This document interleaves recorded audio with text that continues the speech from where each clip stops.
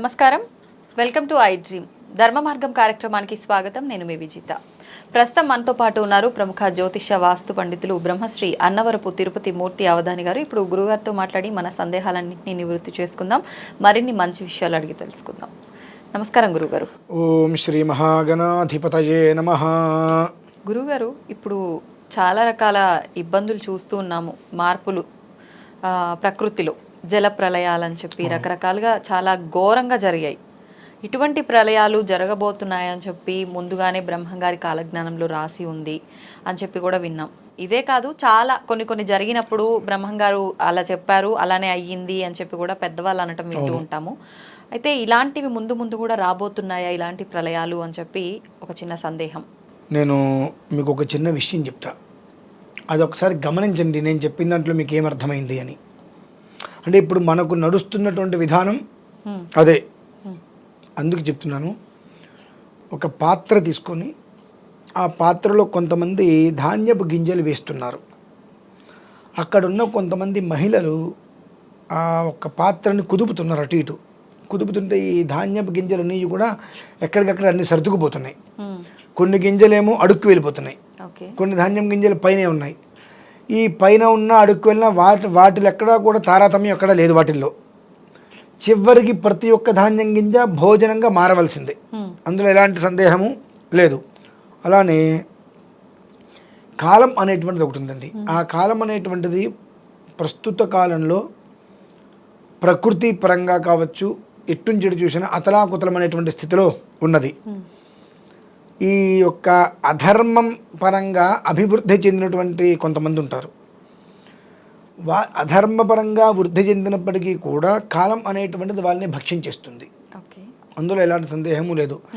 ధర్మపరులు కొంతమంది ఉంటారు, వారిని సదా కాపాడుతూ ఉంటుంది. ఇవాళ కాకపోతే రేపైనా వాళ్ళని కూడా భక్షించి తీరవలసిందే. కాలం అనేటువంటిది కాలత్రయం, మూడు రకాల కాలాలు. మూడు రకాల కాలాలు కూడా మనం పడుకున్నా, లేచినా, తింటున్నా, ఎలా ఉన్నా ఆ కాల ప్రమాణం కాలం అనుసరించుకుంటూ వెళ్తూనే ఉంటుంది. అందులో మనం పావులం. మనం చూస్తున్నా చూడకపోయినా దాని ప్రభావం అనేటువంటిది నడిపించుకెళ్తుంది. ఏ కారణం చేత నడిపించుకెళ్తుంది మొత్తము అంటే, మనం చేసేటువంటి పంచమహాపాతకాలు, ఏకవింశతి అకృత్యాలు మనకు తెలియవు. ఎన్నో రకాల పాపాలు చేస్తూ ఉంటాం. కానీ తెల్లవారు లేచిన దగ్గర నుంచి ఎంతసేపటికి కూడా మనం ఎదుటివాడి మీద వేలు చూపిస్తాం తప్ప మనం చేసేటువంటి వాటి గురించి మనకు అసలు ఎక్కడా కూడా ఇంత కూడా ఆలోచన ఉండదు. మనం తప్పు చేస్తున్నాం కదా అని చెప్పి ఎదుటివాడి మీద పడి ఏడవటము, వాడిని కించపర్సెంట్ చేస్తూ ఉంటాం. దీని ప్రభావము కొంతకాలం వరకు బాగానే వస్తుంది. పాపం పండింది అంటారు కదా, ప్రారంధం అనుభవించక తప్పదు అని. ఆ సమయం అనేటువంటిది ఒకప్పుడు వస్తుందండి. ఆ వచ్చినప్పుడు సుమారుగా అది 142 రోజుల పాటు ఉంటుంది. దాని యొక్క ప్రమాణం 142 రోజులు దాని ప్రమాణం ఉంటుంది. ఆ 142 రోజుల ప్రమాణంలో ఆస్తిపరంగా నాశనం అవుతుంది, లేదా ప్రాణాలు నష్టమవుతాయి. ఎన్నో రకాల ప్రళయాలు, విస్ఫోటనాలు. ఇవాళ రాలేదు అనుకోవడానికి అవకాశం లేదు, రేపొద్దున రావచ్చు. అమ్మాయి ఇవాళ హాయిగా ఉన్నామంటే తెల్లారేటప్పటికి ఏదైనా మీద పడచ్చు మనకు. అటువంటి విపత్తులు అనేటువంటిది 142 రోజుల పాటు జరక్క మానదు. మనం లాస్ట్ చెప్పుకున్నాం ఆగస్టు కదా, కిందటి నెల ఆగస్టు 25వ తారీఖు నుంచి కేతు శుక్ర కలయిక ఉంది. దాని ప్రభావం అనేటువంటిది విశృంఖల విజృంభణం బాగా చూడవలసిన పరిస్థితి వస్తుంది అని అమావాస్యకు ఒకరు చూసేసాం. అటువంటి చూస్తాం, విస్ఫోటనాలు చూస్తాము, ప్రళయాలు చూస్తాం, అన్నీ చూస్తాం. ఇక్కడ కాదు, ప్రపంచంలో నలుమూలలా చూస్తాం. మన దేశం అనే కాదు, మన రాష్ట్రం అనే కాదు, నలుమూలలా చూస్తాం. ఎందువల్లంటే పుణ్యం అనేటువంటిది 2-3 చోట్ల నడుస్తుంది, పాపం అనేటువంటిది ప్రతి చోట ఉంటూనే ఉంటుంది. కనుక ఆ పాప ప్రక్షాళన అనేటువంటిది అవసరం. ఇక్కడ మరణం అనేటువంటిది సహజం, ఎక్కడ ఎప్పుడు ఏ విధంగా అనేటువంటిది ముఖ్యం. అది ఇప్పుడు నడుస్తుందమ్మా. బ్రహ్మంగారి కాలజ్ఞానం చెప్పారు, బ్రహ్మంగారి కాలజ్ఞానం చెప్పారు అని అంటే, కాళిదాసు కవిత్వం కొంచెం, సొంత పైత్యం మరి కొంచెం. ఆయన ఏమని చెప్పారు బ్రహ్మంగారు? మీరు చేసే అకృత్యాలకు చినుకు చినుకు చినుకు చినుకు పడితే అదేమవుతుంది? వాగవుతుంది, నది అవుతుంది, ప్రళయాలు వస్తాయి. ఏమీ లేని ఏమీ కాదు కదండి. అలా చినుకు చినుకు ఒక్కొక్కటి ఒక్కొక్కటి ఒక్కొక్కటి పెరిగి పెరిగి పెరిగి పెరిగి పెద్దబోతాయి.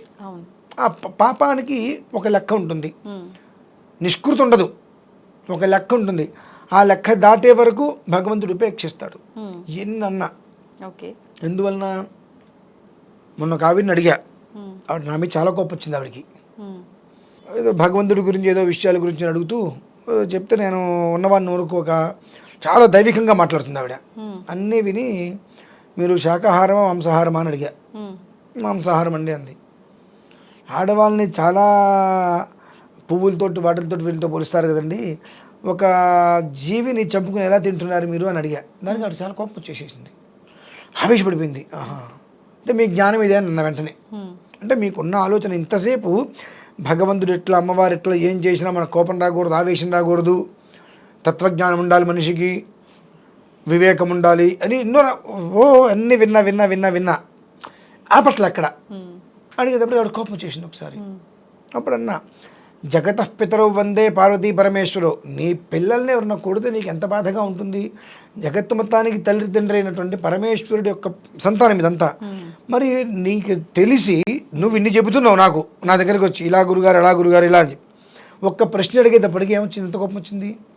మరి అట్లా నిన్ను ఒక ప్రశ్న అడిగితే నీ కోపం వచ్చినప్పుడు, ఇంత విలయం చేస్తున్నప్పుడు, ప్రకృతిని ఇంత నాశనం చేస్తున్నప్పుడు, ప్రతిదానికి కూడా బాగున్నామా, నేను బాగుపడ్డా, ఉమ్, దెబ్బ తగిలిందా వాడి వల్ల తగిలింది, దెబ్బ తగిలి నా వల్ల తగిలిందని చెప్పుకోవచ్చుగా.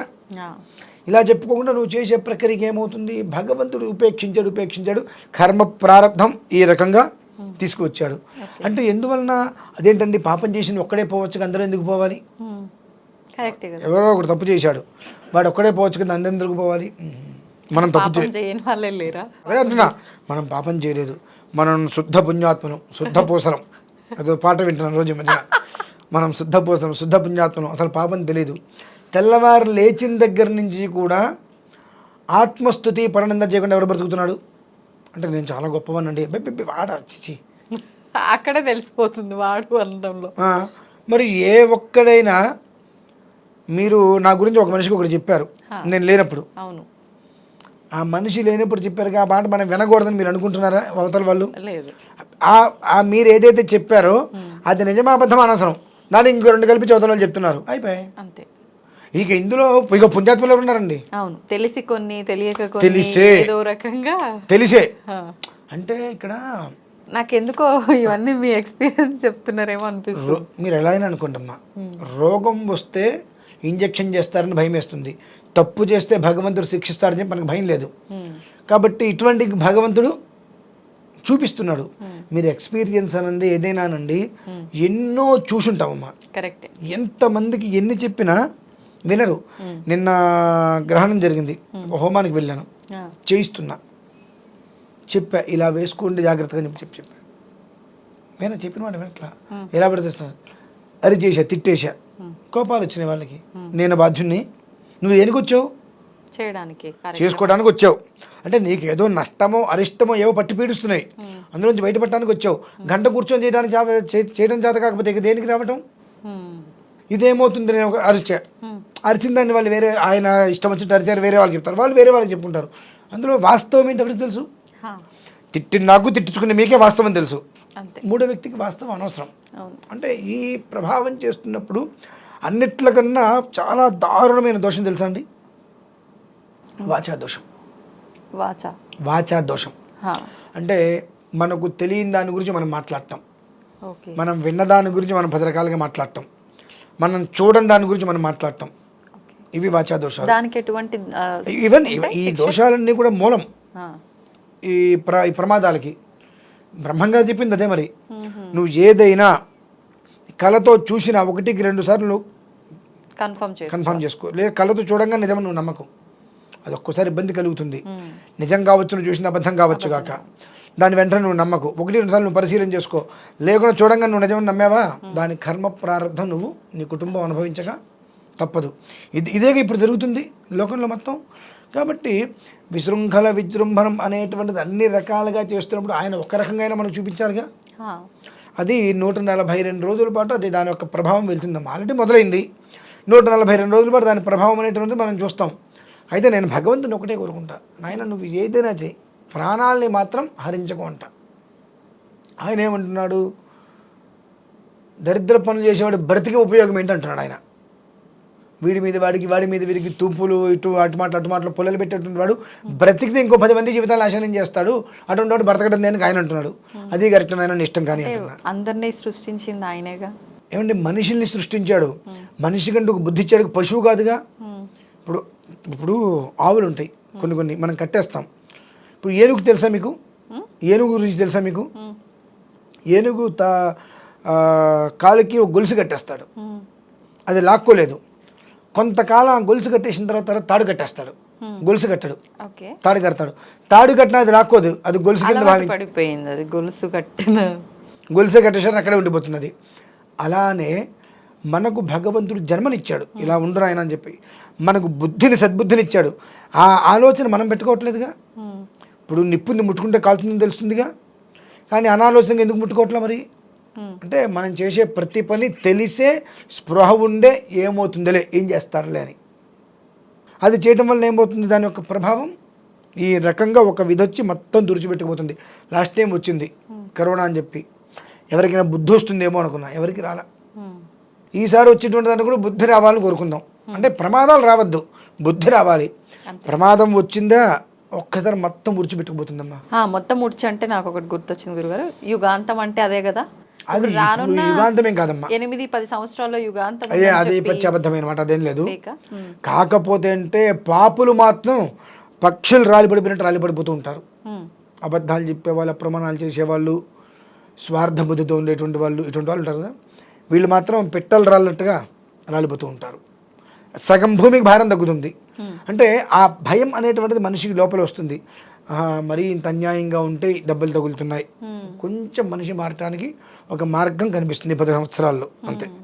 కానీ 10 సంవత్సరాలలో మాత్రం చూడరాని కరాని ఎన్నో చూస్తాం. అప్పటి వరకు దానికి 142 రోజులు చాలమ్మా. మన దగ్గర ఉన్నాయా? మన దేశానికే కాదు, పరిసరాల దేశాలతో సహా అన్నిట్లకి ఉంది 142. ఎలాంటి ఇబ్బందులు అంటారు ఇప్పుడు జరుగుతున్న జల ప్రళయాలు లాంటివి? మా ఇబ్బంది అంటే ఏదైనా ఇబ్బందే. ఇప్పుడు మామూలుగా ఏదో చిన్న యాక్సిడెంట్ అవ్వడం వేరు, భారీ ప్రమాదం జరిగింది, అగ్ని ప్రమాదం జరిగింది, విస్ఫోటనం జరిగింది, ఒక ఫ్యాక్టరీ తగలబడిపోయింది.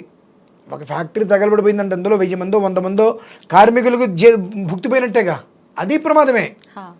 కార్మికులు అందులో ఎవరు ఉండక్కర్లేదు, అందరు ఇంట్లో పడుకున్నారు. రాత్రి పడితే ప్రమాదం జరిగింది, రేపంచి కార్మికులు వెళ్ళడానికి వీల్లేదు, వాళ్ళకి భుక్తి లేనట్టేగా. ఎటువంటిది ఏదైనా ప్రమాదమే, మనం చూడక తప్పదు. భగవంతుని వేడుకోవటమే అమ్మా, ఇంత పరిస్థితులు మనకు వద్దు అని. ధన్యవాదాలు గురుగారు. పరమేశ్వరార్పణం.